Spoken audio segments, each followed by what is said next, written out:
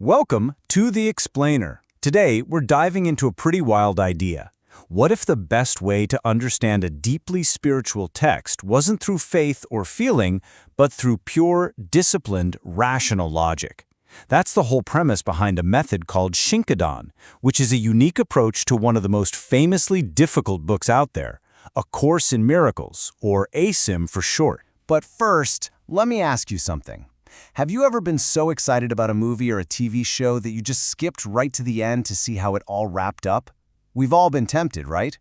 Well, that exact impulse is the perfect way to understand a huge problem that many people run into with this text. And this is where the author, Mark Masahiro Hirayama, gives us this perfect analogy. He says that trying to learn ACIM by jumping straight to the daily exercises, the workbook part, is exactly like watching Avengers Endgame without seeing a single Marvel movie that came before it. I mean, you'd see the big fight, sure, but you have absolutely no idea who anyone is, why they're fighting, or why you should even care.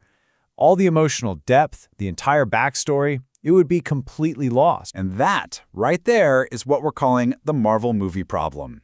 So many learners are eager for a transformation, so they jump straight to the how, the daily lessons. But they skip the incredibly dense theoretical main text, and in doing that, they miss the entire foundation. They miss the why behind it all. So what this really shows us is that there are two totally different ways to go about this. You've got the path most people take, and then you have this other, much rarer, rational path that the author is all about. And here's how they stack up. The common path, it's all about emotion, feeling, being told to just raise your vibration or feel into it. It often encourages skipping the hard parts. But the rational path, Shinkidan, is the exact opposite. It demands that you roll up your sleeves and engage your brain. It uses logic and intellectual rigor to build a rock-solid foundation, so your understanding isn't just a fleeting feeling. Okay, so if this rational path is the way to go, what does it actually look like? It's not just about, thinking harder. It's a whole discipline with a specific set of tools designed to crack open this incredibly dense material. It's really built on three core practices. First, you have to actually wrestle with the original English text in all its difficulty. Second, you use tools from philosophy and logic as your guide. And third, you use all that hard intellectual work to fuel a much deeper, more patient kind of contemplation. And this is where it gets really interesting. The first tool comes from the text itself. The author argues the English is difficult on purpose. It uses weird sentence structures and complex ideas to force your brain off its usual lazy thought pathways.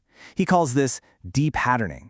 It's basically a mental workout, a trip to the gym for your mind, to build the new cognitive muscles you're going to need for the course's real lessons. The second tool is all about bringing in the big guns from philosophy. Instead of just guessing what a term means based on a vague feeling, this approach uses established frameworks, like Aristotle's categories, to bring crystal clarity. It's the difference between wandering around lost in a forest and navigating with a map and a compass. It gives you a reliable way to make sense of all the abstract concepts. So what's the big payoff for all this brain-busting work? Well, it totally changes the game.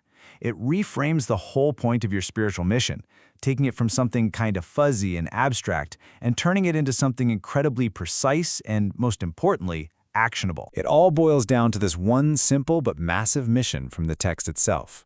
The goal isn't some far-off mystical state, it's to live your life in a way that demonstrates you're not an ego. The whole point of the rational path is to understand with absolute precision what that really means and how you actually do it. And this is where that precision really shines, in the words themselves. Take a key phrase, deliberate choice. It's often translated as intentional choice. Now, that sounds similar, but think about it. Intentional can be impulsive, a split-second thing. But deliberate? That implies time, caution, careful thought. It implies a choice made after the kind of deep contemplation this path is designed to teach you. See the difference? It's huge. It's the same thing with the idea of being a witness. In the Gospels, a witness is someone who testifies about something that happened in the past. It's about words. But in ASIM, being a witness has nothing to do with talking about the past. It's about embodying a different way of being, right here, right now. It's about demonstrating through your actions that you're not run by your ego. The whole focus shifts from an external event to a profound internal transformation. So you might be thinking the author is doing all this for praise, right? To be seen as the guy who finally cracked the code. But that's not it at all. In fact, it's the complete opposite. He's fully aware and even expects that most people studying the course today will probably ignore him or even disagree with him. He says it flat out. He's not doing this for today's applause. His audience, well, they might not even be born yet. He's playing the long game, making an investment in the future of how this text is understood. His true mission is to build what he calls a new classic. Think of it like a treasure chest, a Takara no Yama, filled with rigorous analyses and clear-headed tools. He's creating the resources that he wishes he'd had, so that the next generation of serious students will have a path that avoids all the common confusion and leads to a genuinely deep understanding. So this whole thing is really a pushback against the world of quick fixes and easy answers. And it leaves us with one last big question to chew on. In our world of instant gratification, where we want everything now, is it possible that the deliberate, patient, and sometimes difficult struggle to understand something deeply isn't a problem to be avoided, but is actually the most valuable part of the whole journey? That's the thought from today's Explain.